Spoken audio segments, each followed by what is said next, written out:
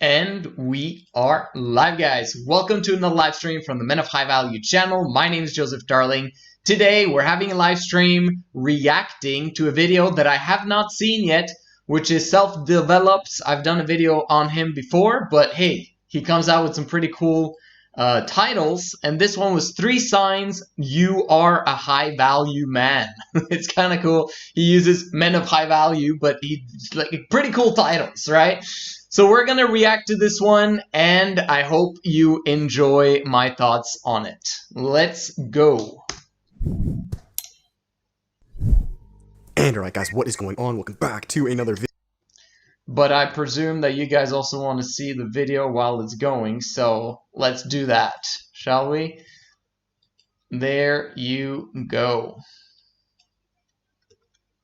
Video on the self-developed YouTube channel. Hopefully you guys are having an amazing day. Sit back, relax, grab yourself a green tea. We have ours right here. You guys already know what is up. It's a little too hot, but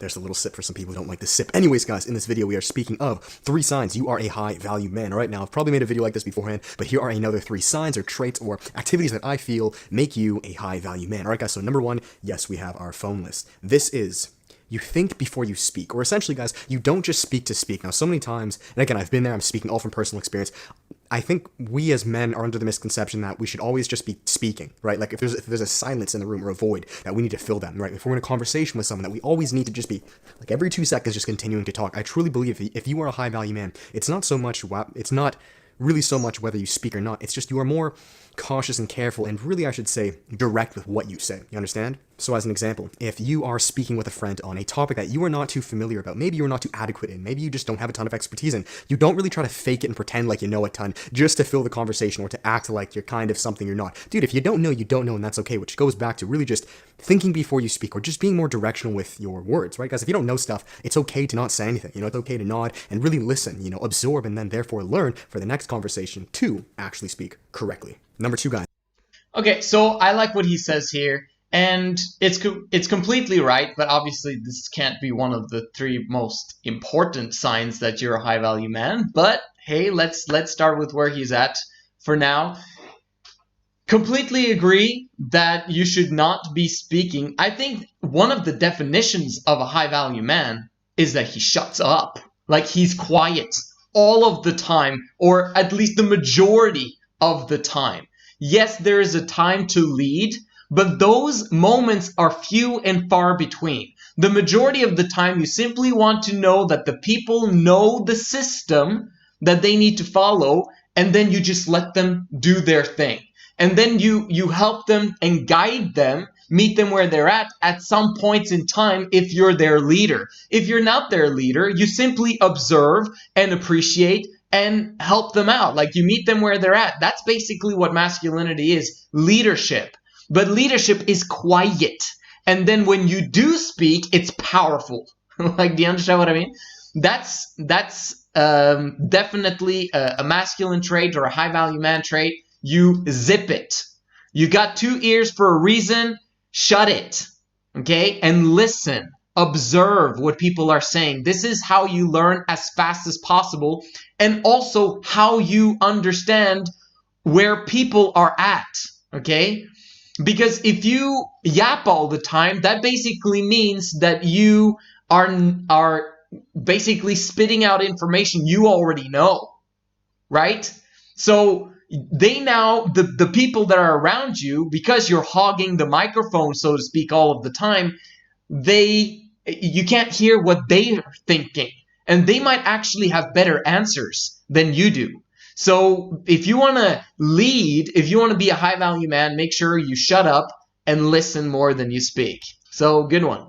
That's the second sign that you are a high-value man. This, in my opinion, is working smarter over harder, okay? Now, a lot of times, again, with men masculinity, especially more with an old school masculinity, you know, you see this a lot with boomers or dads who are construction workers, a lot of labor workers, which is completely fine. You know, that was the time, that was masculinity in its purest form back in the day. Now it's a little bit different. that was kind of working harder over smarter, right? I'm not saying construction workers are dumb by any means, but for the most part, it was just, I don't really care what's the best idea, the best way to go about this. It's just, we're going to wake up and work till the sun goes down, which, hey, again, each to their own, that's completely fine. But I truly believe the modern high-value man today, masculinity, modern masculinity is much different, especially living as millennials, or you could say Generation Z or X, whatever we are. With the digital social media age, it's very different, guys. And a lot of you who resist this, try to fight back for the olden days, that's completely fine. But I mean, even look at situations like the pandemic, it will force you to adapt to this digital age. And if you don't, that's completely fine. But when your business is completely taken under and you can't work that physical job, don't complain is essentially what I'm saying. So working smarter over harder. And essentially, guys, this just comes back to working in the present. What is working right now? Not what's worked 20 years ago, 30 years ago. What's working right now? What feels right to you right now? And of course, this will continue to change and evolve. And that is the working smarter. You see, working harder is just, it worked in the past, it's going to continue working. And that's bullshit. That's not how life works. The videos I'm making now, I have no guarantee if they're going to work 6 months to a year from now. I don't know. And that's okay. Working smarter, guys, is just being present. Having your finger on the pulse. What topics, what ideas, what style best suits you right now. So maybe that means not going to that old school scenario that you thought you had to go to. Maybe that means taking a course online. Maybe that means not even going to school. Maybe it means doing something completely different. Again, it's not so much what you do, but it's working smarter over harder. What's working now, right? Or will work. Not so much what did work. I could not care less about what did work, right? The world's changed so much in the past year. What did work means diddly shit. Like, it really does. Anyways, I digress. You guys don't have to agree with me on that. And number 3, guys. So, some good points and some interesting points. I agree with the aspect of working smarter rather than harder, and that comes from me stating to you guys on a continual basis to work 80-hour work weeks. Okay? Now, who does that? Not many people do. However, there's a reason why I say 80-hour work weeks. Does that mean that I'm for working harder rather than smarter? No, not at all. What I'm saying is that in order for you to learn how to work smart, you've got to first work hard. You understand? Like, you can't learn to figure out that which works if you're not putting effort to figure out how to work hard first. Like, if you're not used to working 50, 60, 70, 80 hours a week, you'll never learn how to work smart. Make sense? Like, because a lot of guys these days, a lot of young guys including, believe that you can just learn to just work smart, and keep just working smart 10 hours a week or 4-hour work week or 20 hours a week and believe that you will get the same results as someone else working 80 hours a week. You won't. Someone working 80 hours a week while continuously improving his processes and his plans and making him working smarter, better, and getting a better plan continuously, he'll completely crush the guy that works 4 hours a week or 10 hours or 20 hours a week. Do you understand what I'm saying here? So number 1 is learning to work hard. But if you already got that down in your system and you're working 80 hours a week, why not leverage that, right? Why not suddenly get 10 people to work hard with you? That's leverage, right? And being able to find a win-win where their output is higher than what you pay them, right? Because then suddenly you're building an organization. Now you're working smart, using debt once you understand how money works, and not just using, no, I'm never going to get into debt. No, learning how to use debt in a good way. So good debt, what does that mean? That's other people's time and money in order for you to grow your business because they believe in what you're doing. That's working smart, and like he also says, adapting to the environment, right? Don't get stuck in the going to college and then working 12-hour days, as a normal, having a job, working for someone else for the rest of your life. That's ridiculous. You want to make sure that you continuously improve how you work to build a business, to build a conglomerate. Oh, but I don't want to build a conglomerate. I don't want to be famous. I don't want to get rich. We need to make a complete video just simply on that to help you to get the big perspective of how it's crucial for you achieving your potential to build businesses. Not just one, unless it's a huge, massive conglomerate, okay? But multiple businesses. Why not? The bigger your dream is, And the harder you work towards getting that dream, the more of a masculine man and the more disciplined and the more of who you were supposed to be you'll become. Okay, so work hard, but work smart. But if you're working hard, you'll work smarter over time. And that means that you'll work harder because you're actually getting momentum and results, which causes you to be fired up outside your brain every single day of your life. Even though you're working massively hard, it's fun, and you're working smarter all the time. This is what makes you a billionaire. This is what makes you into the person you were meant to be. I'm not saying you have to be a billionaire. I'm saying that's a natural result of you following these principles. Okay, next, number 3. The third sign you're a high value man, guys. This is the most important in my opinion. And if you do this, if you embody this, I don't care what race you are, how tall you are, what I don't like, none of that shit matters. You in my eyes, and I believe in the world's eyes, you're a high value man. You're getting it done. And that is you go and move to the beat of your own drum. Okay? Now what do I mean by this, guys? You see, as men, we're young, right? I'm 22. That's it. I'm transitioning. I mean, we're all kind of young on this channel. Even if you're older, you're still young, right?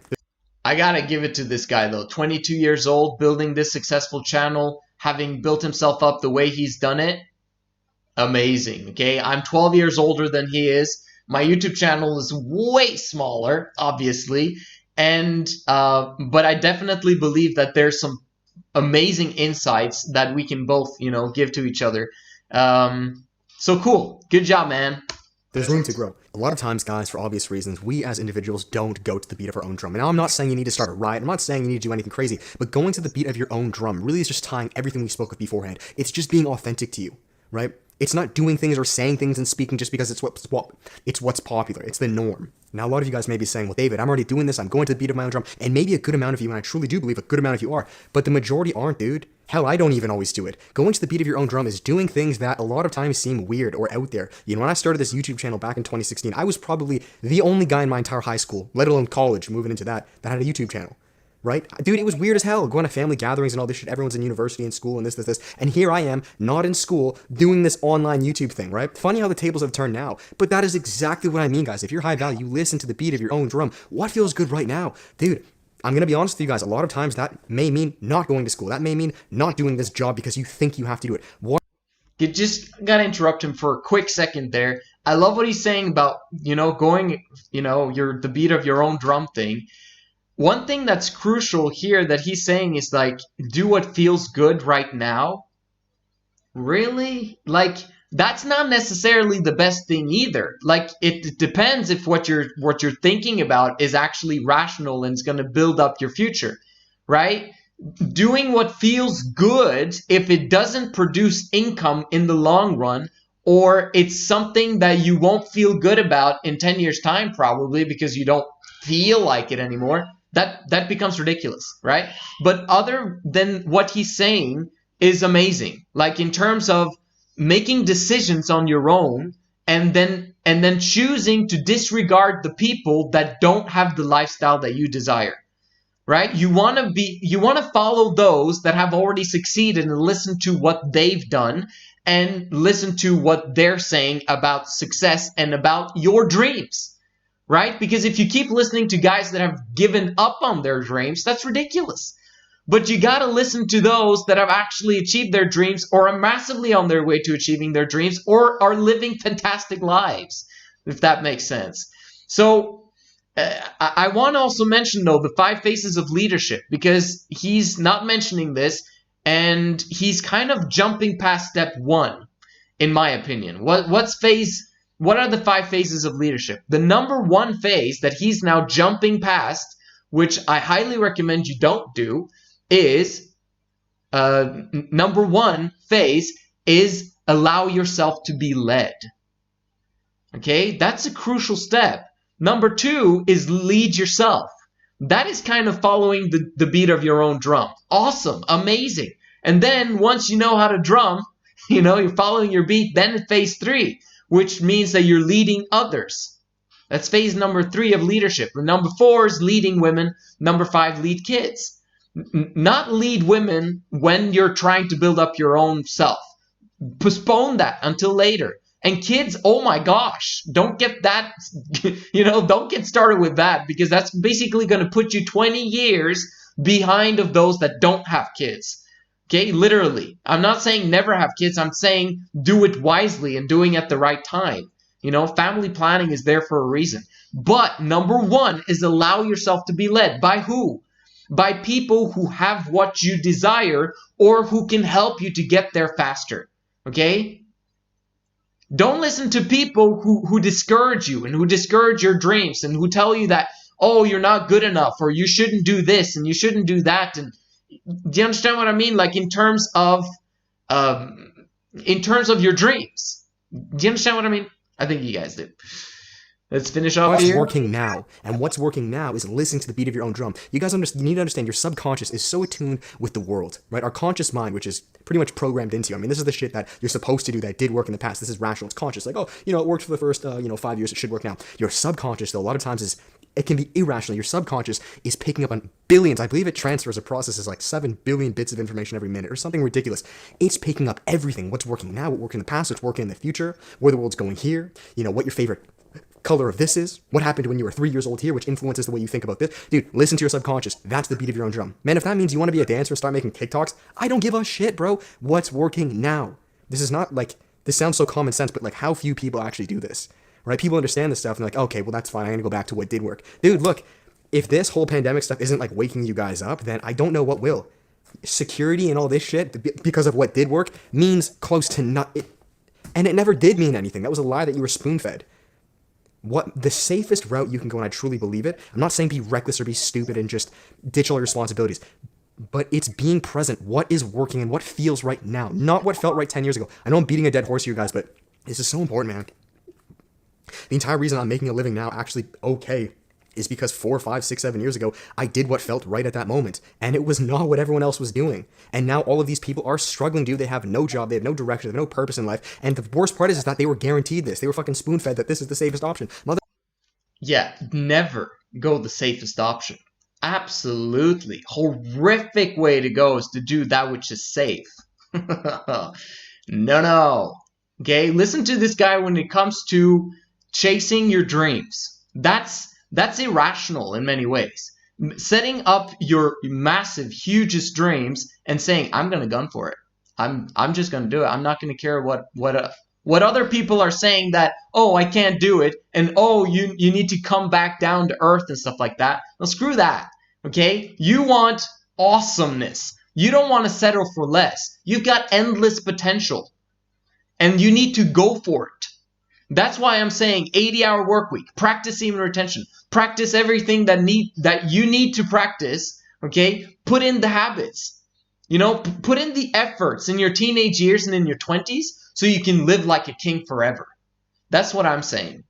And this is basically what he's saying as well, is that don't follow the herd. Don't follow the thing that worked in the past because it might not in the future. What you should be looking at is what will happen in the future. What's happening right now that the world is moving towards, but also what will people be moving towards in the next 10 years? Now we're talking next 20 years, next 50 years. Okay, my movement is the Men of High Value movement and 3 in Love movement. Is anyone practicing 3 in Love now? No, right? I'm thinking huge. I'm thinking big. I'm thinking 200 years into the future, or maybe 1,000 years into the future. How can we make the world into a better place and make sure that every single individual is freakishly emotionally fulfilled? That's what I'm thinking, okay? That's irrational. That's crazy talk, okay? But that's me going, after my own drum and not believing in what has been happening in the past. And looking at what's going on right now, you know that there's a bunch of problems with the current system. So you need that's what an entrepreneur and someone following their gut or the beat of their own drum understands, is that something's wrong with this picture.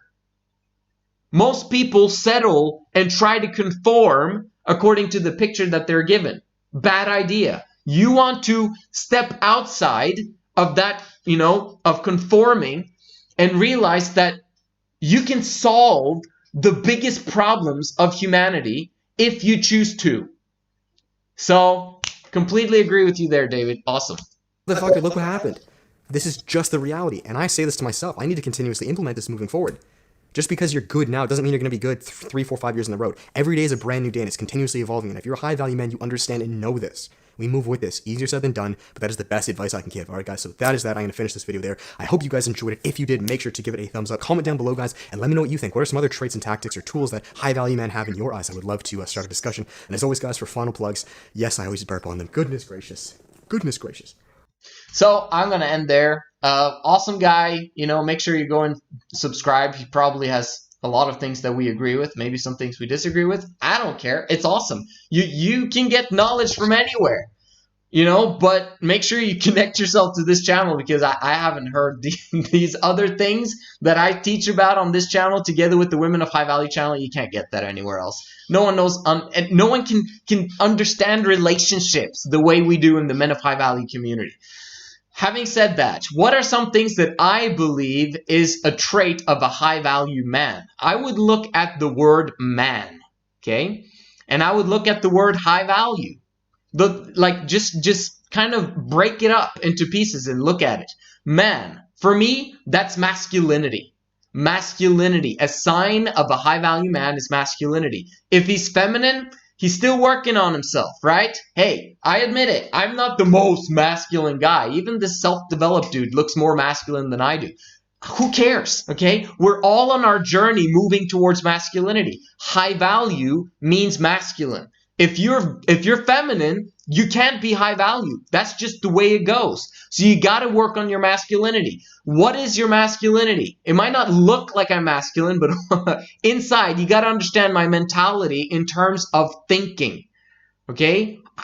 My definition of masculinity is different than what the world believes about masculinity. The world is like, you know, looking buff and strong and having a deep, low voice and, you know, all those other masculine traits that is basically deemed the male shape or form, whatever.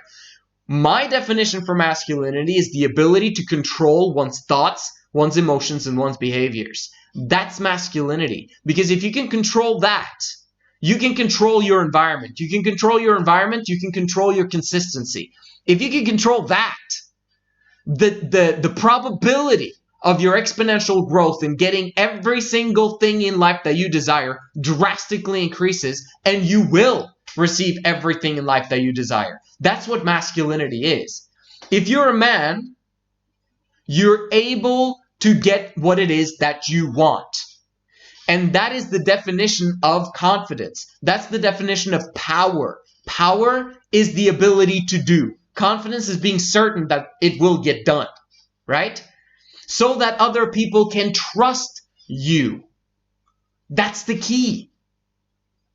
Being a man means that you are responsible and that other people can trust you.